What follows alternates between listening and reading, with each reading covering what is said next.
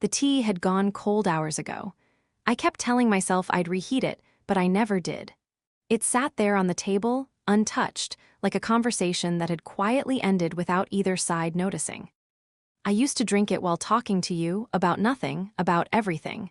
Now, the silence felt louder than any words we ever shared. I picked up the cup, took a sip anyway. It tasted different. Not bad, just empty.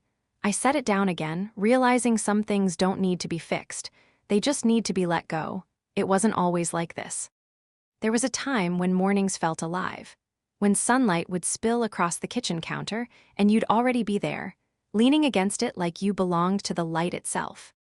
You had this habit of humming softly, never a full song, just fragments. I never asked what they were. Somehow, I felt like asking would break something delicate. T, you'd ask, even though you already knew the answer. Always, I'd say, and you'd smile like it mattered every time. That's what I miss the most, not the big things, not the dramatic moments people think define love. It was the small, ordinary rituals. The way your fingers would wrap around the mug before handing it to me. The way our hands would brush, accidentally, every single time. Like the universe needed that moment to happen. We talked about everything back then, or at least it felt like we did. Dreams, fears, the kind of life we thought we'd have someday. You wanted a little house with too many plants and not enough space. I wanted quiet. Somehow, we thought those things could fit together. Maybe they did for a while. But somewhere along the way, the conversations started to change. It didn't happen all at once. There was no big fight, no moment where everything cracked open. Just pauses, longer silences. Words left unsaid because they felt too heavy or maybe too pointless.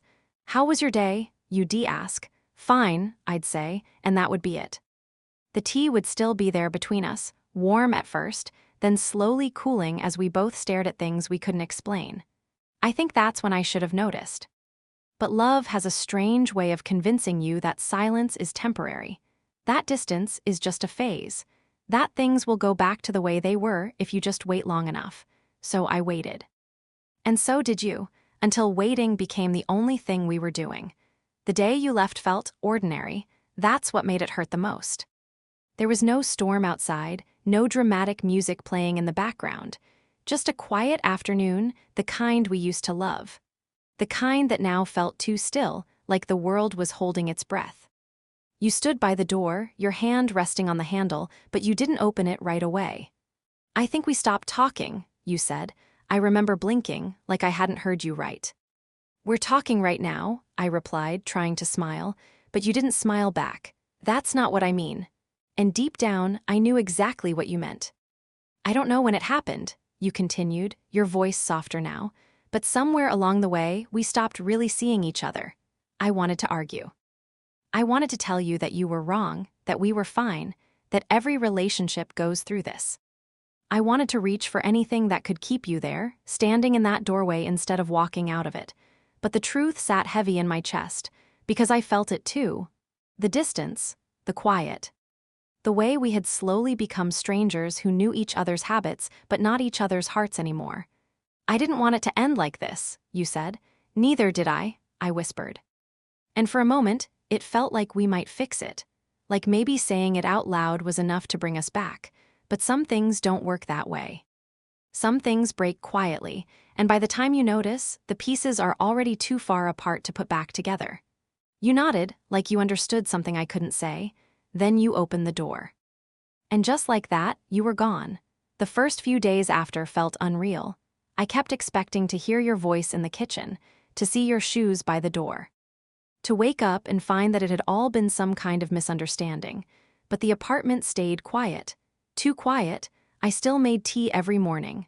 Out of habit, I guess.